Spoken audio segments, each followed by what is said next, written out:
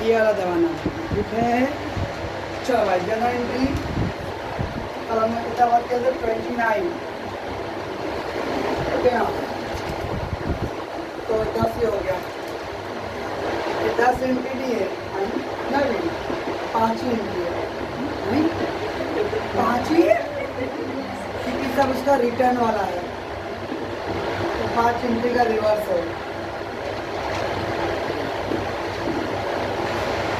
Logically कल मैंने देखा था general cost ledger control account और नॉमिनल कॉस्ट लेजर कंट्रोल, उसको ही मैंने कॉस्ट लेजर कंट्रोल लिखा, cost ledger control, cost ledger control. तो कॉस्ट लेजर में तो general cost ledger control short form में ज़्यादातर पॉपुलर यही लोग लिखते हैं, आपका detailing cost ledger, general cost ledger. क्या रखना है अपने यहाँ पे कहीं पे लिख के रख लो, cost ledger control, cost ledger control, cost ledger control, income और रिसीप्ट डेबिट साइड और एक्सपेंस और पेमेंट क्रेडिट साइड। ऐसे मार्जिन की लिख के रखो। कॉस्ट लेजर कंट्रोल अकाउंट में इनकम रिसिप्ट रहा तो डेबिट साइड और पेमेंट और एक्सपेंस कुछ आया तो क्रेडिट साइड।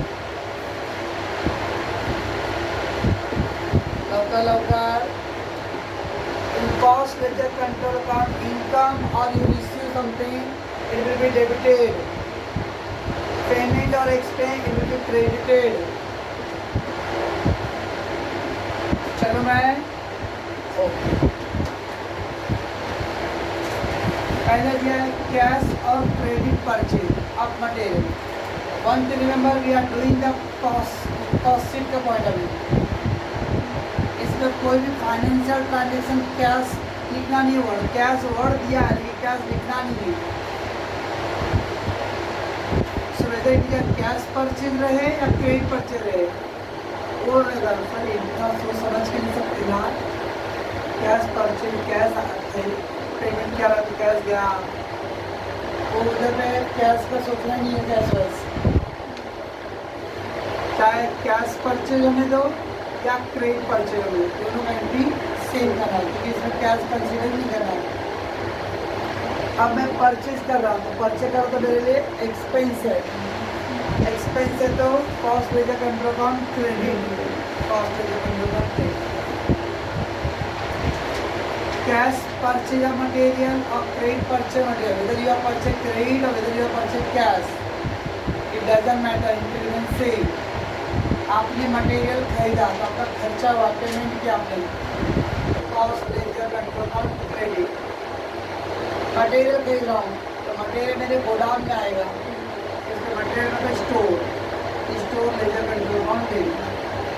आपने मटेरियल परचेज किया तो what is coming in material, material का मतलब गोदाम, store ledger control account debit. और आपको उतना एक्सपेंस है तो credit side cost ledger control. Question में दिया रहेगा cash material cash purchase 1 lakh, नीचे दिया क्रेडिट परचेज 2 लाख। चाहे कैश परचेज और क्रेडिट पर दोनों के लिए सेम ही देते हैं। कुछ लोग 2 बार एंट्री मारते हैं कि कैश परचेज का 1 लाख, क्रेडिट परचेज। कुछ लोग कहते हैं जब दोनों का एंट्री सेम करना है तो 1 लाख का कैश और 2 लाख का क्रेडिट, टोटल 3 लाख का, 3 लाख और एक एंट्री पास करना है। अल्टीमेट के बोलने का मीनिंग है वेदर कैश ट्रांजेक्शन होने तो क्रेडिट ट्रांजेक्शन, परचेज का एंट्री सेम है। Store ledger control account debit to cost ledger control. Material purchase क्या, what is coming in material, material nothing but meaning of store. Store मतलब godown, तो material आपके गोदाम में आ गया, store ledger control to cost ledger. अब अगर मटेरियल खरीदा हूँ लेकिन मटेरियल कोई डिफेक्ट निकल गया तो क्या करूँगा, material return, material return to the supplier.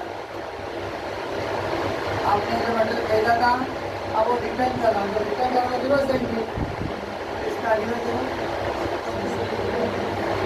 Material आया था तो स्टोर लेजर, अब गोदाम में से तो वापस देना है, मटेरियल गोल जाओ तो कॉस्ट लेजर कंट्रोल अकाउंट है टू स्टोर लेजर, एक ही एंट्री का रिवर्स हो गया। Material purchase store to cost ledger, return का कॉस्ट लेजर टू स्टोर, ये दो एंट्री अपोजिट हो गया। Then purchase of some special material, कभी कभी कुछ कॉन्ट्रैक्ट में नॉर्मल रूटीन मटेरियल तो आपने लिया, क्योंकि कुछ कॉन्ट्रैक्ट के लिए सम स्पेशल मटेरियल का रिक्वायरमेंट है तो आपने अलग से इसको भेजा रहेगा। Purchase of some special material, purchase of some direct material, purchase of some material for the production, purchase material for job, ऐसा कुछ वर्ड दिया रहेगा। परचेज रिटर्न दिया रहेगा जॉब, इसका मतलब special material. Purchase material for production, special material. Purchase direct material, direct material, special material, production material और purchase for job. ये वर्ड नहीं यूज हुआ है, खाली बोला परचेज मटेरियल, ये only purchase material, it's normal material store to cost ledger. लेकिन purchase some special material, direct, production और जॉब, तो डायरेक्ट के लिए क्या होता है अपना WIP था। परचेज कर रहा तो मेरा क्या है, इनकम एक्सपेंस, एक्सपेंस है भैया। खर्च कर रहा, परचेज कर रहा तो मेरा खर्च पेमेंट करना पड़ेगा। एक्सपेंस, एक्सपेंस होता है credit by cost ledger, cost ledger credit.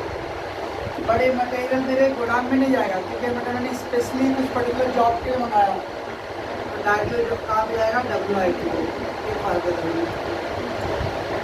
ये रूटीन मटेरियल था, godown store to cost ledger. ये स्पेशल मटेरियल है, गोदाम में नहीं आएगा, सीधे डायरेक्ट वो ब्रांच में आएगा जहाँ पे आपको उसका रिक्वायरमेंट है। तो WIP ledger control account debit to cost ledger purchase में क्या फर्क है। जैसे यूनिवर्सल मटेरियल जो गोदाम में गया वहाँ से डिफरेंट ब्रांच में सप्लाई होगा, स्टोर टू कॉस्ट। ये यूनिवर्सल मटेरियल नहीं था, पर्टिकुलर किसी ब्रांच को रिक्वायरमेंट था, इसको मैंने मंगवाया हूँ और डायरेक्ट वहीं से भेज रहा हूँ, तो WIP लेकर टू कॉस्ट लेकर। अब वापस का return, return of direct material to the supplier. तो जब परचेज किया था तो WIP टू कॉस्ट लेजर, अब रिटर्न कर रहा तो cost ledger control to WIP। ये दो गया रिवर्स, इसका दो entry, purchase of material store ledger to cost ledger, इसका return reverse. Purchase of special material, purchase direct material, material purchase for production, material purchase for certain job, तो WIP to cost laser, तो इसका reverse return cost ledger to WIP। अब है issued. अब issued जब word आया रहेगा तो हमने यहाँ पे कुछ खरीदा था तो कहाँ रखा था, गोदाम में। अब गोदाम में क्या रखा था, आर्थिक आने के लिए, नो, वहाँ से अलग अलग ब्रांचों में ट्रांसफर करने के लिए, दैट इज सप्लाई वर्ड है। Issued direct material to production और job, issued direct material to production और जॉब। जब भी जाएगा वर्ड मटेरियल इशू किया, इसका मतलब आपने गोदाम में से सप्लाई किया है। whenever given the issued, it is called गोदाम में से सप्लाई किया है। इस गोदाम मतलब store,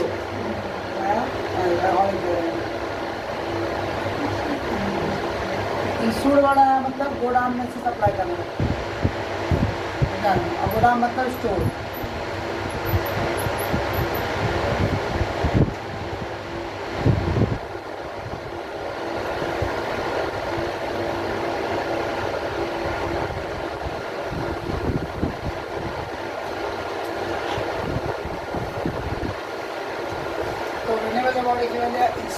Issued means supply from godown, that is store. तो issued material गोदाम में से जा रहा है, तो जब गोदाम में मैंने खरीदा था तो स्टोर लेजर डेबिट किया था, अब गोदाम में से भेज रहा हूँ अलग जगह पे, तो मटेरियल जा रहा है मेरा स्टोर लेजर क्रेडिट। कहाँ पे जा रहा है, डायरेक्ट मटेरियल, तो डायरेक्ट मतलब WIP ledger control to store ledger. issued logic है direct material indirect material issued का मतलब क्या हुआ गोदाम में से आपने ट्रांसफर किया इतना तो शेयर की स्टोर लेजर में से जा रहा है तो goes out credit store laser credit अब और दिया है डायरेक्ट मटेरियल तो डायरेक्ट मटेरियल कहाँ पे गया रहेगा WIP टू स्टोर इनडायरेक्ट रहेगा इनडायरेक्ट में क्या था फैक्ट्री टू स्टोर जैसे इशू आया ना इसका मतलब स्टोर लेजर कंट्रोल क्रिएट करना कि वहाँ से मटेरियल जा रहा है अब देखते हैं क्या गया डायरेक्ट मटेरियल तो WIP डेबिट इनडायरेक्ट तो फैक्ट्री डेबिट तो issued of direct material to production और जॉब का मतलब है सप्लाई टू जॉब फ्रॉम गोदाम में से सामान जा रहा है वहाँ पे जॉब पे तो गोदाम मतलब स्टोर लेजर अकाउंट क्रेडिट और गुड्स गया कौन सा गुड्स गया डायरेक्ट डिलीवर है WIP अब उसका अगला रिटर्न रहेगा गुड्स गया ब्रांच में वहाँ से यूज़ हुआ या नहीं हुआ या कुछ बच गया तो क्या करेगा वो रिटर्न कर देगा तो रिटर्न आप direct material to the again store क्या करूँगा reverse store ledger control to WIP ना गोदाम में से मटेरियल गया WIP टू स्टोर अब जहाँ पे ब्रांच में मटेरियल गया था वहाँ से अगर नहीं यूज़ होगा या कभी कभी कुछ मटेरियल का जो सूट नहीं करता है तो क्या करूँगा वही समझ लो उसको इमीडिएटली क्या करूँगा रिटर्न कर दूँगा रिवर्स सर रिटर्न करेंगे तो अब कौन सा टाइप का रिटर्न हो देखने यहाँ सामान कहाँ से आता है गोदाम में से तो रिटर्न कहाँ होएगा गोदाम में जाएगा अगर डिफेक्टिव में निकलेगा तो गोदाम में से फिर वो मेन ऑफिसर को बोलेगा कि ये सामान डिफेक्टिव है इसको जहाँ पे सप्लायर था वहाँ पे आप रिटर्न करो तो issued material direct WIP to store now return of direct material so store ledger to WIP इसका एग्जाम्पल है 3 डीके और 3 इसका रिवर्स तो पहला था कैश परचेज और ट्रेड परचेज मटेरियल खरीदा दुकान पे गोदाम स्टोर टू कॉस्ट लेजर और इसका रिटर्न रिवर्स करो देन परचेज और स्प्रे अब ये परचेज और ये में क्या फर्क है ये यूनिवर्सल मतलब देगा और ये परचेज फंड टाइम मतलब ब्रांच से इमीडिएटली कॉल आ रहेगा कि भाई एकदम अर्जेंटली इस टाइप का मटेरियल चाहिए तो ऑफिसर देखिए पहले मेन गोदाम में है क्या नहीं है क्या करेगा डायरेक्टली वहाँ से ऑर्डर लेकर डायरेक्टली इमीडिएटली कहाँ पे सेंड करेगा वो डेट पर्टिकुलर ब्रांच के अंदर that is purchase of special material WIP to store लेकर कुछ बोले ऐसा कर सकते हैं परचेज किया है तो पहले गोदाम में लाएगा गोदाम में ला के फिर सप्लाई करेगा जब एक पर्टिकुलर ब्रांच को खाली चाहिए तो मैं टाइम में चाहिए क्या करूँगा सप्लाई को डायरेक्ट एड्रेस दूँगा कि यहाँ पे सप्लाई कर दो that is special so WIP to cost ledger और फिर उसका रिटर्न के लिए रिवर्स अब आपके गोदाम में जो मटेरियल पड़ा हुआ है वहाँ से अलग यहाँ पे क्या होगा वो ट्रांसफ़र होएगा सब so issued some direct material to the particular job so WIP to store और जॉब पे सेंड किया हो अगर जॉब पे सूट करता है या कुछ एक्सेस बच गया तो क्या करेगा रिटर्न करेगा तो स्टोर लेजर टू WIP ये हो गया 6 भी और 3 का वैसा वैसा है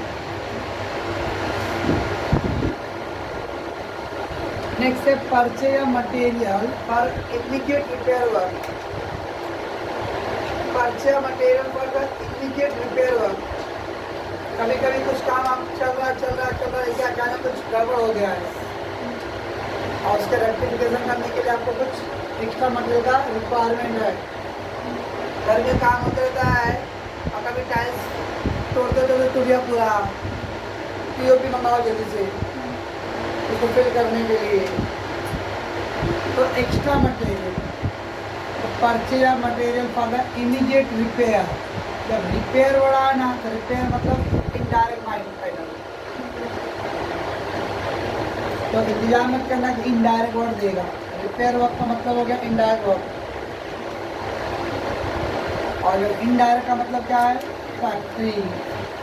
परचेज क्या होता है, मेरा खर्चा है, कॉस्ट लेजर क्रेडिट, परचेज वाले का purchase cost ledger credit, purchase cost ledger credit, purchase cost ledger credit. Purchase कर रहा तो I have to make the payment, और पेमेंट कर रहा तो मैं क्रेडिट साइड, तो श्योर है। नॉर्मल मटेरियल खरीदा हूँ, store, special material WIP, indirect material factory. अगर मेरे को लॉजिक से ही चलना है, परचेज किया हूँ मैं, परचेज में 3 टाइप का परचेज कर सकता हूँ, एक नॉर्मल मटेरियल, एक स्पेशल मटेरियल और एक इनडायरेक्ट। परचेज कर रहा तो मेरा एक्सपेंस हो रहा है, तो तीनों केसेस में क्या आएगा, cost ledger control credit, cost ledger control credit, cost ledger के कंट्रोल। नॉर्मल मटेरियल कहाँ पे जाएगा, स्टोर में, स्टोर लेजर डेबिट। स्पेशल कहाँ जाएगा, WIP में, WIP डेबिट। इनडायरेक्ट कहाँ जाएगा, फैक्ट्री में, फैक्ट्री डेबिट। तो इंटर 3 हो गया, और उसका 3 रिटर्न रिवर्स, कुछ हो जाएगा। अब 2 क्या है, इशू का है,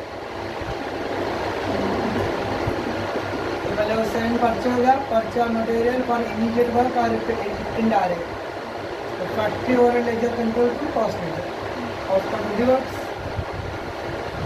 return the indirect material to the supplier, तो reverse side, cost ledger to factory. अब इशू का 2 है, तो आपके गोदाम में मटेरियल आया था, वहाँ से कुछ जाएगा डायरेक्ट और कुछ जाएगा इनडायरेक्ट। तो डायरेक्ट क्या रहेगा, WIP, इनडायरेक्ट में क्या रहेगा, issue the indirect material from the shop और स्टोर और गोडाउन। तो मटेरियल कहाँ से जा रहा है, मटेरियल कहाँ जा रहा है, स्टोर से जा रहा है, कहाँ पे, पर्टिकुलर ब्रांच में जहाँ पे इनडायरेक्ट जॉब चल रहा है।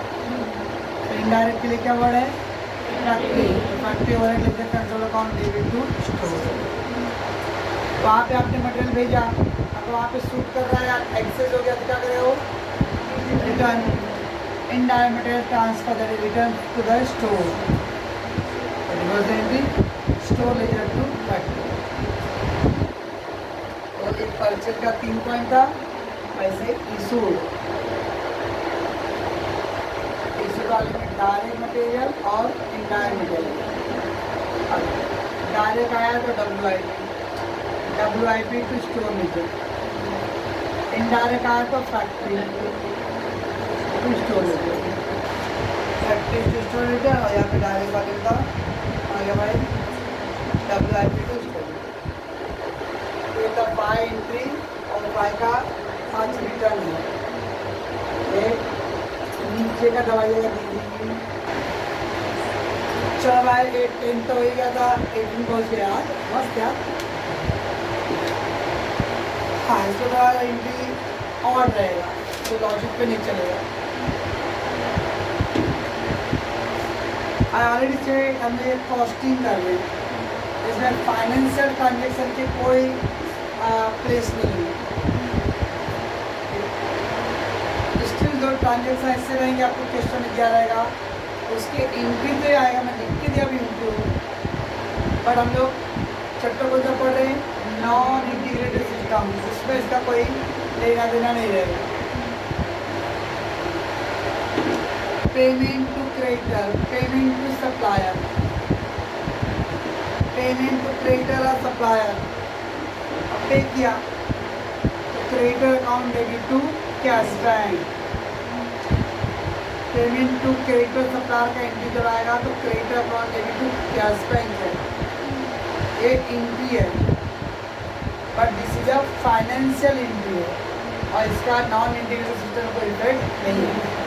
तो हम लोग क्या करेंगे, क्वेश्चन दिया रहेगा तो पॉइंट आएगा, या तो आप ये नोट लिख दो या तो वो एंट्री लिख दो, दोनों टेंशन लेने को नहीं।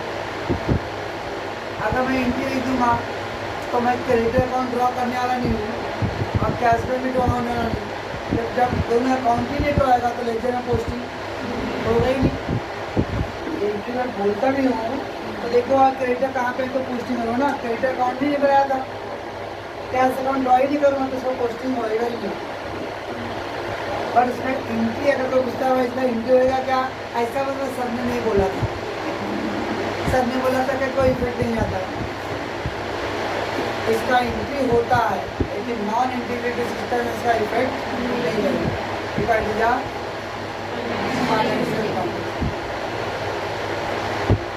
तो पेमेंट टू क्रेडिटर और सप्लायर, तो creditor account debit to cash है, वैसे इसका उल्टा है receive from debtor of customer cash account debit to debtor.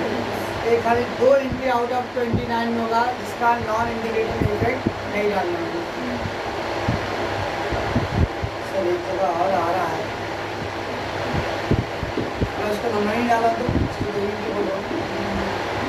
आगे अगेन है पेमेंट टू वेजेस।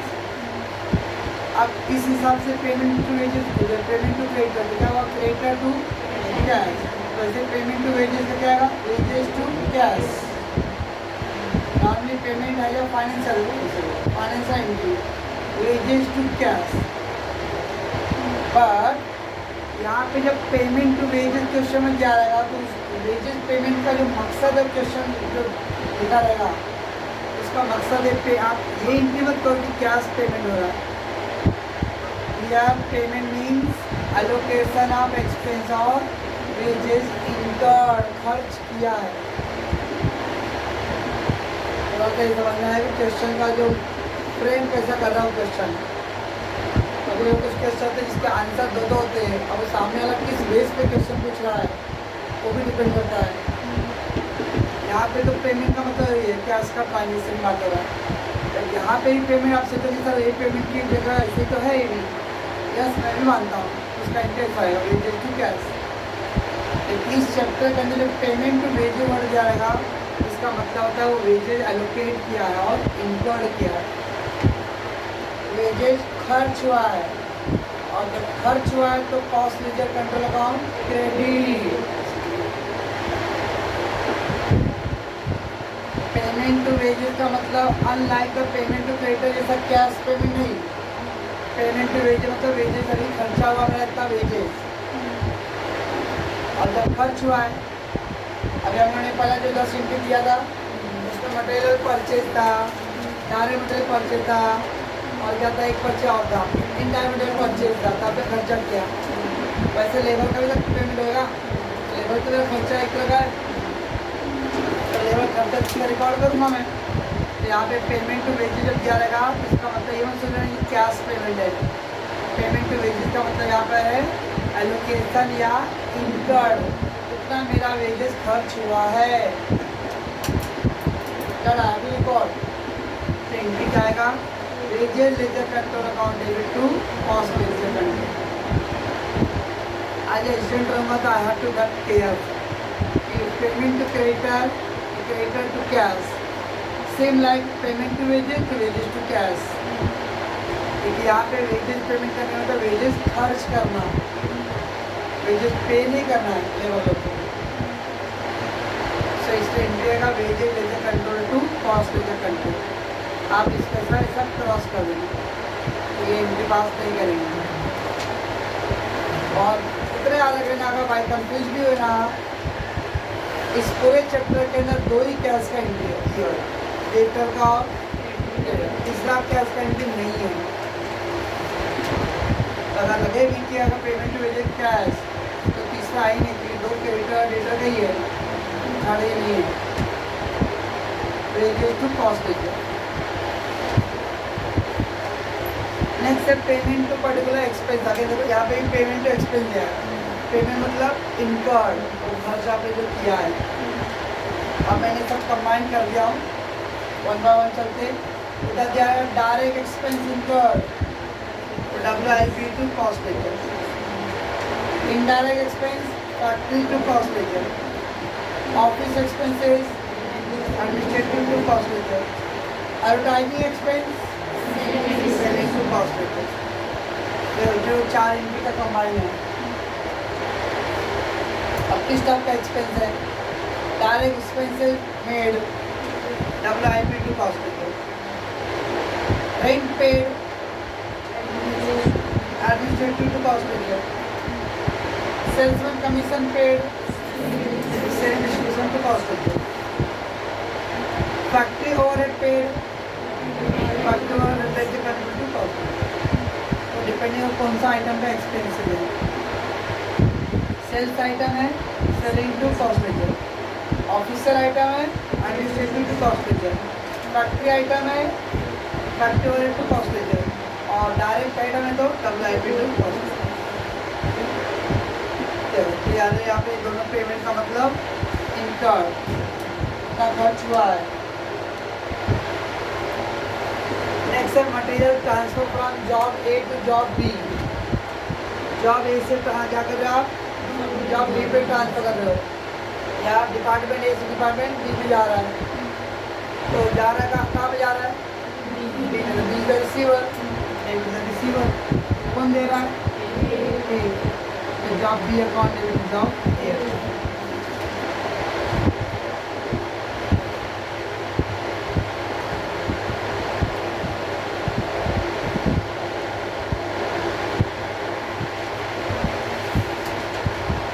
नेक्स्ट है adjustment in the normal deficiency material. Deficiency मतलब शॉर्टेज ऑफ मटेरियल। कभी कभी पेपर पे मटेरियल दिख रहा है 2 लाख या 10,000 किलो, लेकिन गोदाम में जब काउंटिंग कर रहा हूँ तो 9,500 किलो ही आ रहा है, 500 किलो का शॉर्टेज पड़ रहा है। That is called deficiency shortage.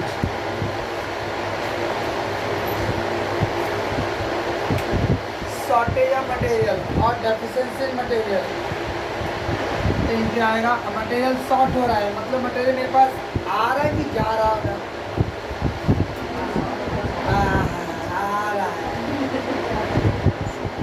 गोदाम में गिन रहा हूँ, चालान पे लिखा हुआ 10,000 पीस, अकाउंटिंग करने पे मेरा 9,800 पीस ही पड़ रहा है।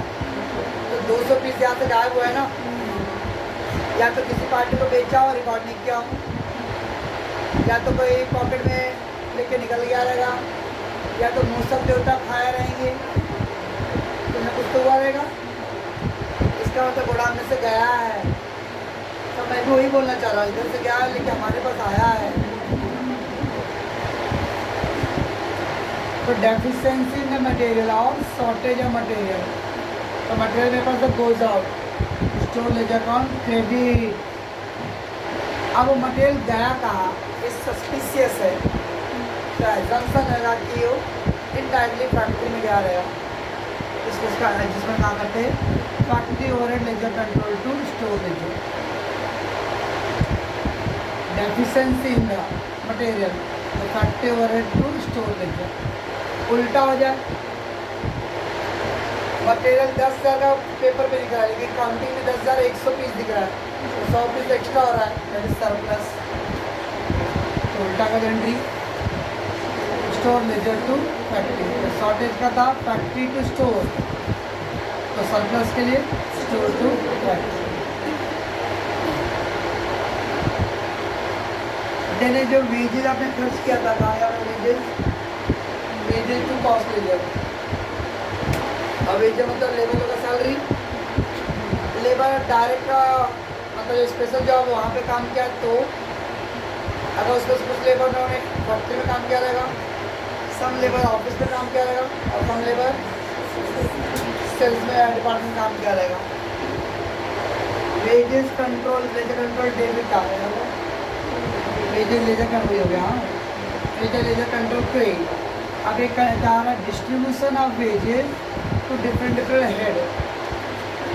1 लाख का मेरा वेजेस खर्चा हुआ है, 1 लाख रुपीज़ का वेज आया इनकर्ड, क्या एंट्री करूँगा, 1 लाख का वेजेस इनकर्ड।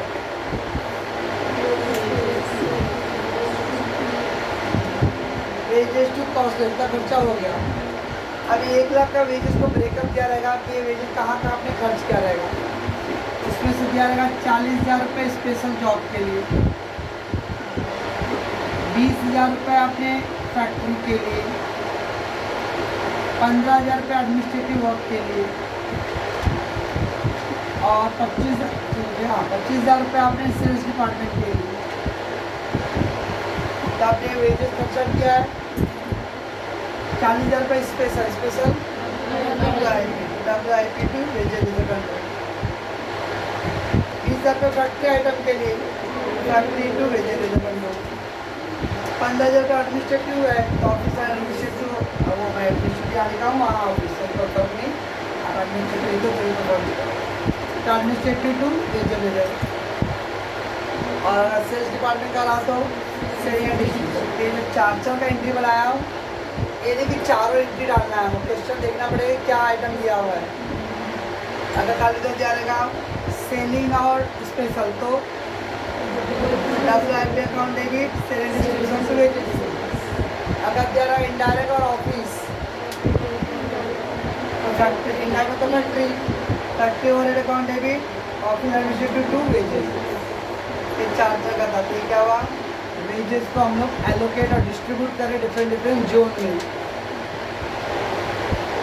5 दीदी क्लास से लास्ट, माय गॉड।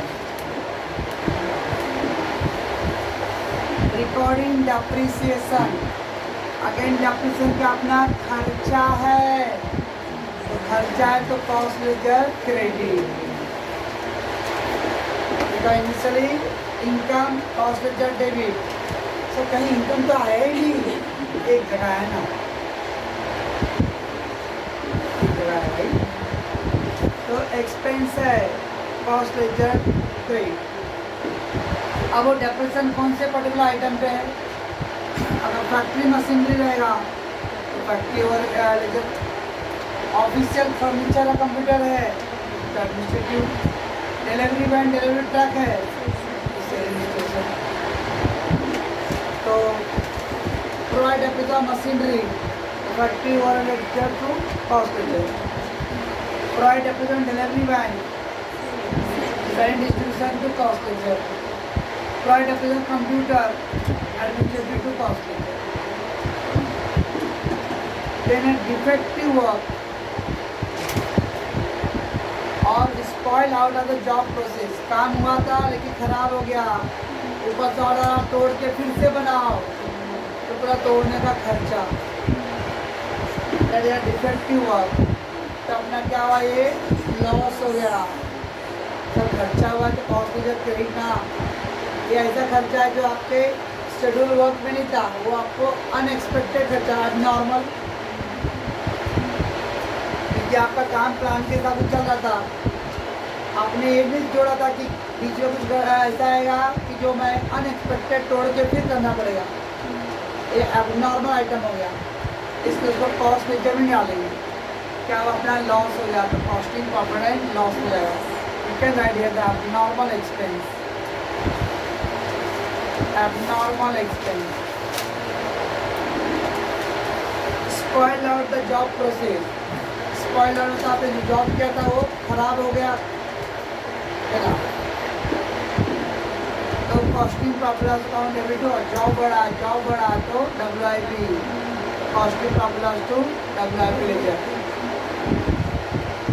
इफेक्टिव और खर्च हुआ है, आई नो दैट खर्च हुआ है, तो खर्च हुआ तो कॉस्ट लेजर क्रेडिट, और ये नॉर्मल एक्सपेंस नहीं है, ये अब नॉर्मल है जो आपके रूटीन में ही था, इसको costing profit loss. Don't give the signal run दीजिए सर, यहाँ तक कैसे पहुँचे दीजिए, लंबा सफा लगा अभी। Scrap taken on the store, factory में जो कचरा बच गया रहेगा तो उसको वापस क्या करूँगा, मैं गोदाम में लेके आऊँगा, वहाँ से जो यूज़ करने लायक रहेगा वो यूज़ होएगा, और जो बाकी नहीं यूज होगा क्या करूँगा, बेच दूँगा मार्केट में। Scrap taken on the store, इसका the scrap material transfer from production job to the store, production job से आप क्या कर रहे हो, उसको स्टोर में ट्रांसफ़र कर रहे हो, तो मटेरियल कहाँ पे आ रहा है, स्टोर में, इसलिए स्टोर पे भी कहाँ से आ रहा है, प्रोडक्शन जॉब मतलब WIP, store ledger to WIP। Main office का फैक्ट्री था, वहाँ पे आपने मटेरियल डाला था, अब उसमें कुछ भंगार बच गया या डिफेक्ट, अब वो स्क्रैप क्या करूँगा मैं, वहाँ से इसको मेन गोडाउन में लेके आ जाऊँगा। अब वहाँ से इसको फिर क्लासिफिकेशन करके अगर यूज आएगा तो okay, otherwise I will sell to the market. Store ledger control to WIP। Next है कॉस्ट ऑफ जॉब या कॉस्ट ऑफ गुड्स कंप्लीटेड या ट्रांसफर टू फिनिश। प्रोडक्शन कहाँ पे होता है, WIP में। WIP का काम है प्रोडक्शन प्रोसेस करना, जो प्रोड्यूस हो गया रहेगा वो क्या करेगा, फिनिश गुड्स के स्टॉक में ट्रांसफर करेगा। Cost of job, cost of goods completed या transfer to finish goods. WIP बना के क्या करेगा, फिनिश गुड्स के गोदाम में सेंड कर देगा। तो finish good ledger control account equal to WIP। WIP के अंदर प्रोडक्शन का प्रोसेस